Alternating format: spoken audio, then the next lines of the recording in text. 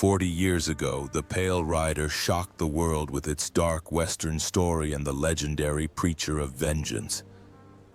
But behind the scenes, the actors experienced tragedies no less dramatic than those on screen.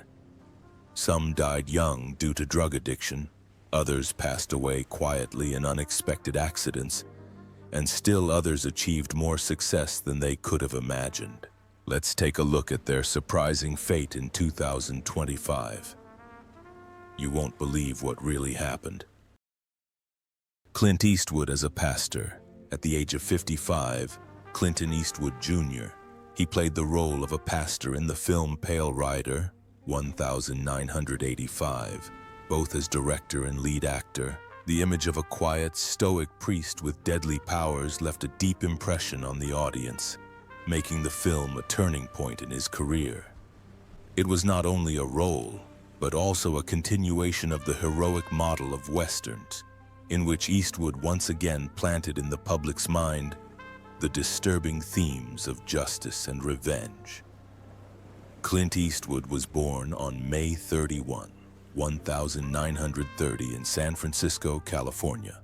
But behind the fame and glamour of his films was a difficult personal life. His marriages never ended amicably. His first wife, Maggie Johnson, lived with him for more than 3 decades, enduring repeated infidelities and constant rumors of infidelity. After a difficult divorce, Eastwood married a second time to Dina Ruiz. But that marriage also fell apart in conflicts that reflected the turmoil in his inner life. The women who entered his life not only left scars, but also family problems and broken relationships. Eastwood had 8 children with different women, some of whom were not recognized until years later, tarnishing his family's image with controversy and suffering. In the public eye, he's a Hollywood legend, but behind the scenes, he's a broken heart and a family that never understood his true meaning. Clint Eastwood is 95 years old today. His career and personal life remain 2 opposing forces. One, an immortal Hollywood icon. The other, a collection of irretrievable memories. His estimated net worth of $375 million reflects his success, but it cannot erase the psychological scars he has carried throughout his life. John Russell as Stockburn. At the age of 64, John Lawrence Russell played Stockburn in Rudder's Rider, 1985, a ruthless, cold, and unfeeling sheriff who terrorizes the town. This ominous role became the last milestone in his film career, turning the tall, stern-faced man into an unforgettable figure of the Western genre. But few people know that a dark and tragic life is hidden behind the glitter of the screen. John Russell was born on January 3, 1921 in Los Angeles, California. Although he was a true hero, decorated for his bravery on Guadalcanal, his private life never found peace. He was married twice. His first marriage lasted more than 20 years before it ended in fiasco, leaving 3 children to grow up amid the pain of a broken home. His second marriage lasted less than a year, torn apart by irreconcilable differences. After each divorce, Russell delved deeper into alcohol and drugs, addictions that destroyed him physically and mentally. He was arrested several times for drunk driving, becoming a shadow of his former self, a villain on screen and self-destructive in real life. These tragedies damaged his health, transforming him from a strong man into a weak and broken person. On January 19, 1991, John Russell died in Los Angeles of emphysema, the devastating effects of decades of smoking. He died at the age of 70, leaving a modest estate of approximately $500,000, mostly spent on medical expenses and a contested divorce. He was buried at Westwood Military Cemetery, next to his comrades. Richard Dysart Coy LaHood. Richard Allen Dysart played Coy LaHood in The Pale Rider, 1985, a ruthless mining magnate, the embodiment of greed and destruction, at the age of 56. The character was not only a villain, but also a symbol of corrupt power, and Dysart's chilling performance both repulsed and fascinated the audience.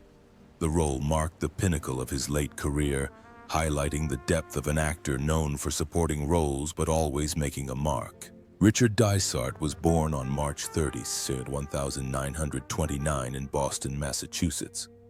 At first glance, he seemed like a quiet and gentle artist, but his personal life was filled with tragedy. He married 3 times, but his first 2 marriages failed. The women he swore to share his life with eventually died one by one, leaving a void that could never be filled. Loneliness became a shadow that haunted him everywhere, because despite his fame and illustrious career, he never knew the feeling of a complete family. The pain was even greater when he had no biological children and could only help raise the children of his 3rd wife, the artist Catherine Jacobi. The constant pain of failed marriages left him in a constant state of tension, a fragile soul tormented by feelings of abandonment. At the same time, Dysart struggled with other internal struggles. He openly opposed the Vietnam War, a bold and risky stance that alienated many of his producers and collaborators. His once stable career was derailed by his commitment to peace. He lost several roles because he spoke publicly about what was going on. After earning Emmy-winning fame for his role in L'accès to Law, he endured years of rejection and deep despair. These ordeals, along with his addiction to smoking and drinking, took a serious toll on his health. Cancer eventually became his death sentence, leaving him in a long and painful battle with his own body. On April 5, 2015, Richard Dysart passed away at his home in Santa Monica, California, after a long and painful battle with cancer at the age of 86.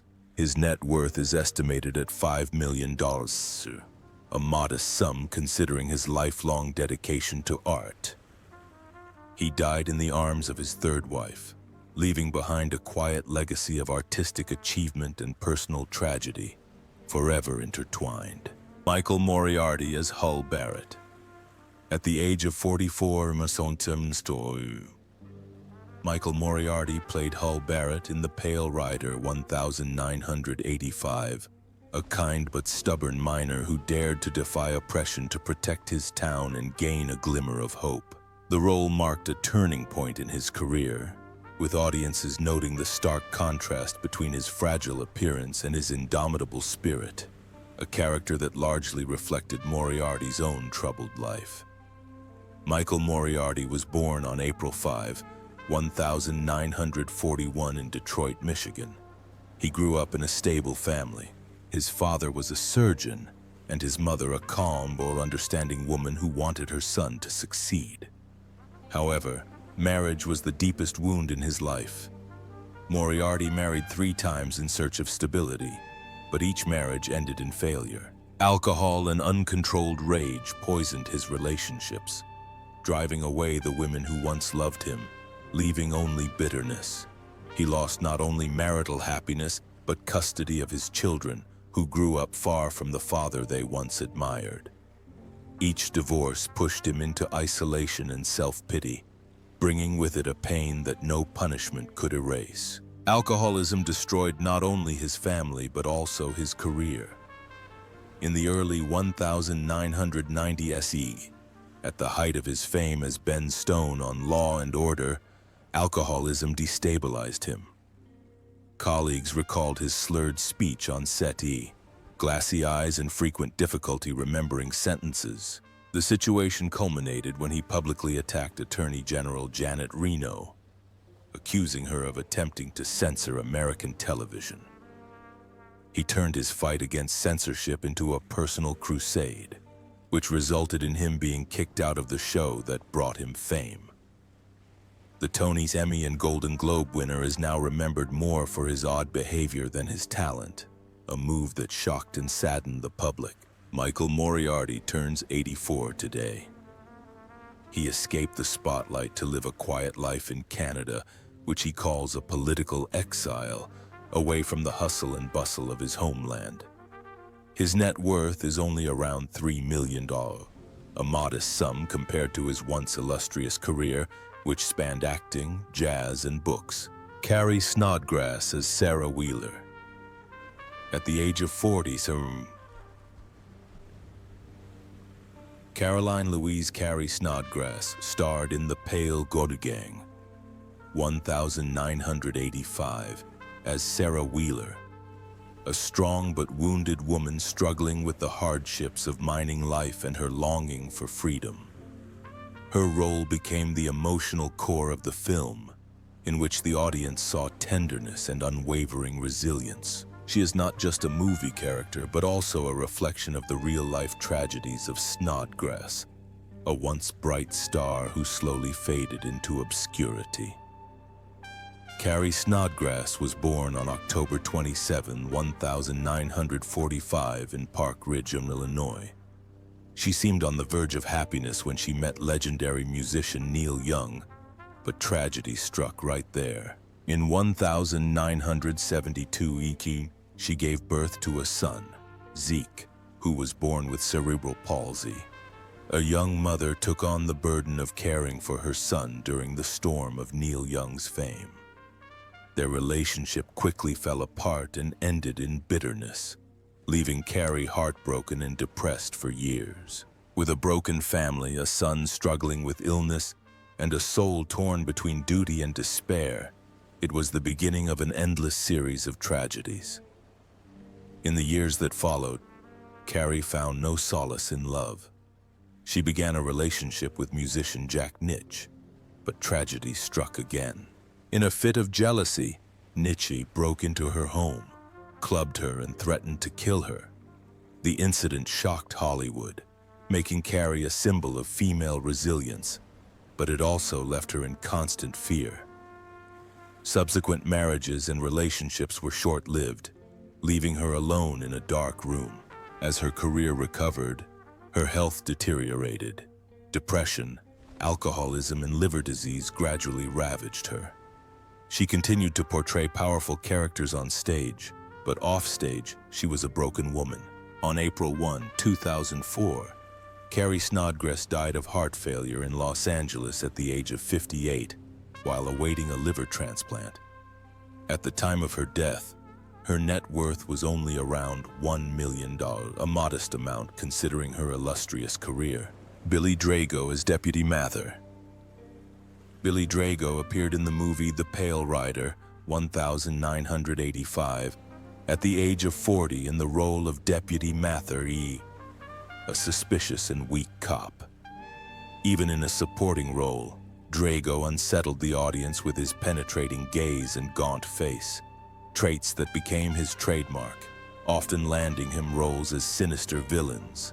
His appearance in Clint Eastwood's film paved the way for bigger projects, most famously his role as the assassin Frank Nitti in The Untouchables, 1987, which brought him worldwide fame.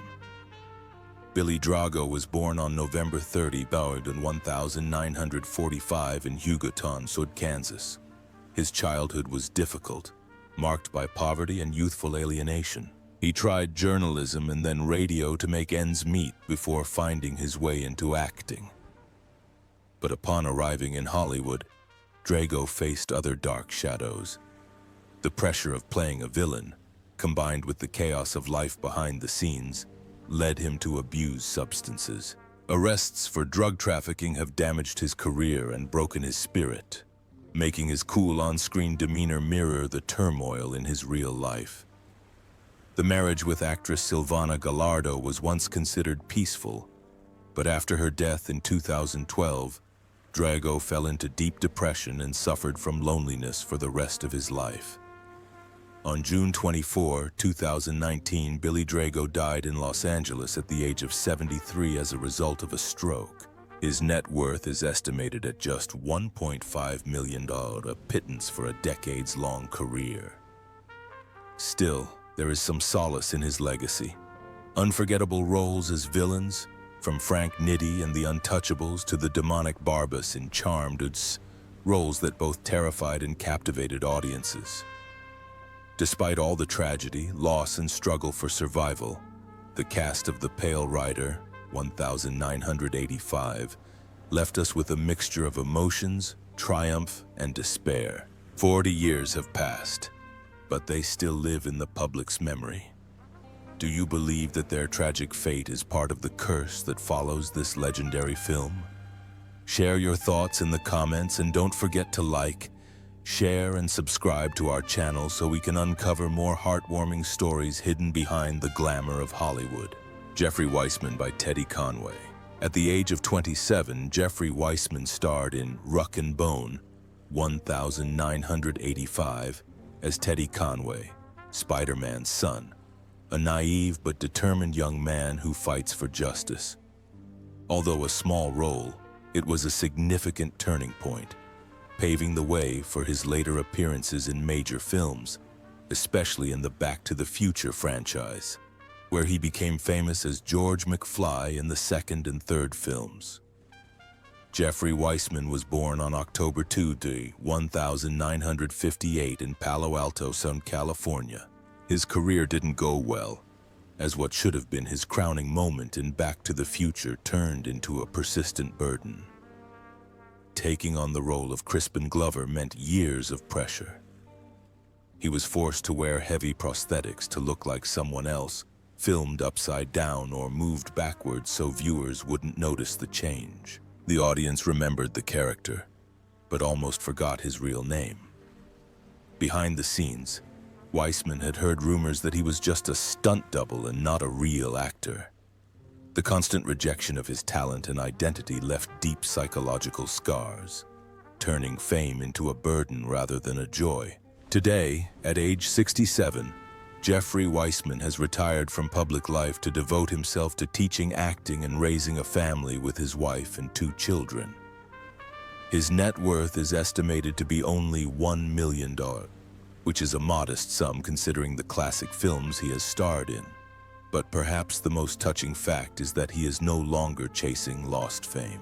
Instead, he spent the last years of his life passing on his experience to a younger generation, hoping to heal the pain of being left behind and prove that even in darkness he can find his own light. Chris Penn as Josh LaHood.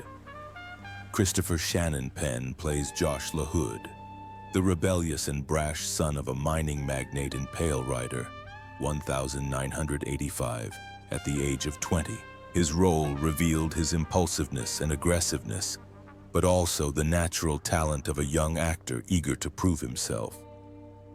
This role served as a springboard for Penn to a string of box office hits in the 1980 SD, where he was considered one of Hollywood's most promising young talents. Chris Penn was born on October 10, 1965 in Los Angeles, California, into a family with a rich artistic tradition. His father, Leo Penn, was a director. His mother, Eileen Ryan, was an actress, and his brother, Sean Penn, was destined to become a movie legend. But while Sean made it to the top, Chris was plagued by comparisons, insecurities, and jealousy. As a teenager, he turned to drugs and alcohol, addictions that quickly destroyed his life. He has been arrested several times for drunk driving and drug possession. These bad decisions ruined his career and closed the door to great opportunities.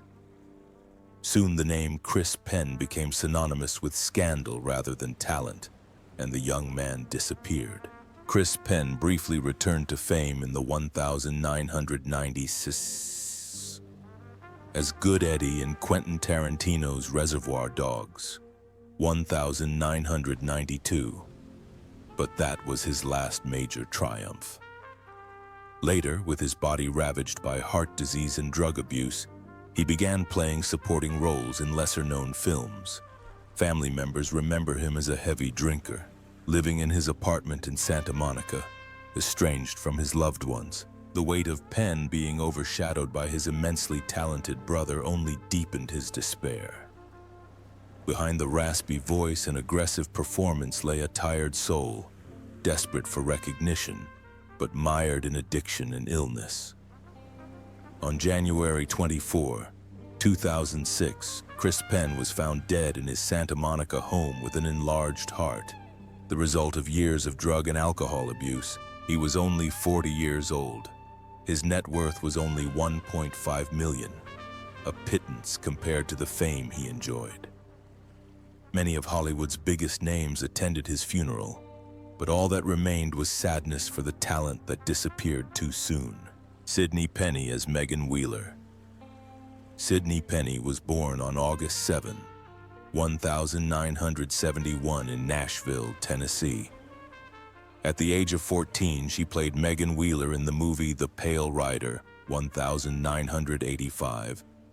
The role won her a Young Artist Award, but it also left her lonely and torn between the professional world of film and her frustrated childhood. Long shooting days, constant media attention and public expectations threw Penny into a period of depression. She spent her childhood in Chatsworth, California, where she discovered her singing talent at the age of 3 in one of her father's shows. Growing up in a fun environment exposed Penny to enormous pressure. She had to adjust to the spotlight, learn to smile while hiding her loneliness. Her early television roles, such as Fearless in 1979 and The Thornbirds in 1983, brought her awards but also immense emotional suffering. She suffered from a period of depression, feeling trapped between early fame and the stolen freedom of her childhood, and spent many nights in darkness and fear for company. As an adult, she married producer Robert Powers in 1995 and had a son. However, the pressures of work and her busy schedule often put a strain on the marriage, leading to brief separations to re-establish emotional balance. From childhood insecurities to difficulties in her career and personal life, all these challenges have shaped her resilience and strength that few people truly recognize. Sidney Penny, 54, now lives in Wilmington, North Carolina, where she continues her acting and producing career. Her net worth is estimated at $2 million. Her story proves that it is possible to balance career, family, and personal challenges in the glamour of Hollywood. Doug McGrath as Spider Conway. At the age of 50, Doug McGrath starred in the movie The Rudder and the Bone, 1985. As Spider Conway, a brave and reckless miner, so determined and courageous that he was ready to sacrifice himself for justice. The role was small, but deeply realistic, because McGrath himself has experienced hardship in real life. These experiences add depth to his performance. It was also his last collaboration with Clint Eastwood after appearing in a series of classic films. Doug McGrath was born on April 13, 1935 in Sydney, Nova Scotia, Canada. His childhood was not easy because his family struggled with poverty during the difficult post-war years. I grew up in a small town where the winter cold bit the houses. There was little coal for heating, and often nothing on the table.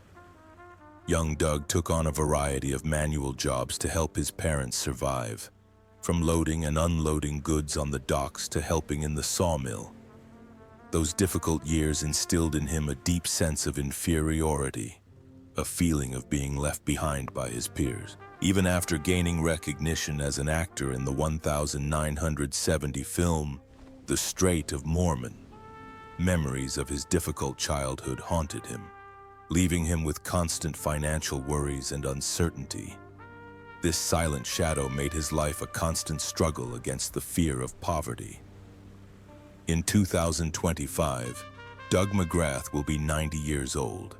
He chose a simple life, away from the Hollywood spotlight, living discreetly and with an estimated net worth of just $500,000 after decades of acting.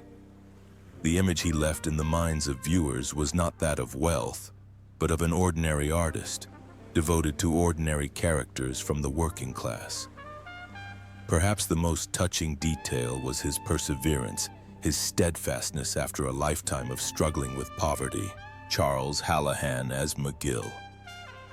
At the age of 42, Charles John Hallahan starred in the film Rudders and Bone, 1985 in the role of McGill, a brave miner who defied brutal oppression.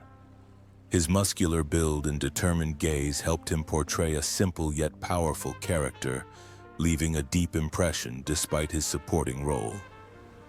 By then, he had already established himself in Hollywood, but the turmoil in his personal life slowly eroded his health and spirit. Charles Hallahan was born on July 29, 1943 in Philadelphia, Pennsylvania. He was seemingly a dedicated actor, respected by his peers, but offstage, his life was marked by alcoholism. He married twice, but both marriages ended in divorce and bitterness. His first wife left him after 4 years of drinking and mood swings.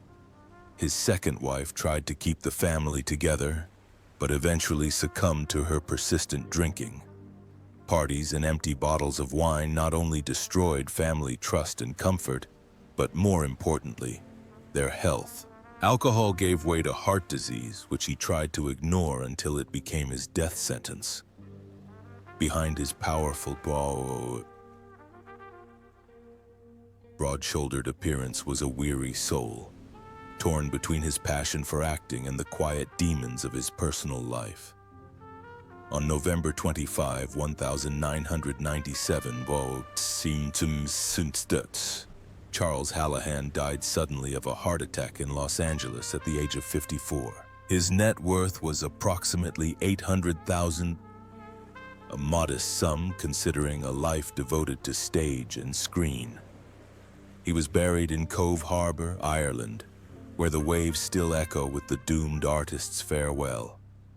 Although he wasn't a star in the public eye, his roles as McGill in Rux and Bone and Norris in The Thing proved that sometimes supporting roles can be just as memorable as the man himself. Fran Ryan as Ma Blankenship. Fran Ryan played the tough but kind housewife Ma Blankenship in The Yellow Knight, 1985, at the age of 69. With her gruff exterior, husky voice, and stern gaze, she created a humble yet powerful character that helped portray the strength of the Old West in the face of adversity. It was one of her last memorable film performances, after decades of quietly playing tough but compassionate women. Fran Ryan was born on November 29, 1916 in Los Angeles, California. Her personal life, however, was marked by an almost unimaginable tragedy. In 1949, she married Walter Kenneth Wayne, the man she believed would finally bring her solace after years of loneliness. But in January 1951, her husband died in a plane crash, leaving her pregnant and giving birth to a son just 3 months later. Fate struck again in 1953, when she found new love with Howard Schaefer. And the horror happened again. A few months after their wedding, he too died in a plane crash. The wreck was buried for 15 years before it was exhumed, and his body was never found. This double loss made Fran's youth a painful journey where happiness faded too quickly, leaving wounds that never healed. On January 15, 2000, Fran Ryan passed away in Burbank, California at the age of 83. She passed away after many years of solitude, leaving behind only the memories of a career spanning over 50 years and a modest net worth of approximately $1 million. She is remembered not for her wealth or fame, but for the strength with which she overcame unimaginable losses.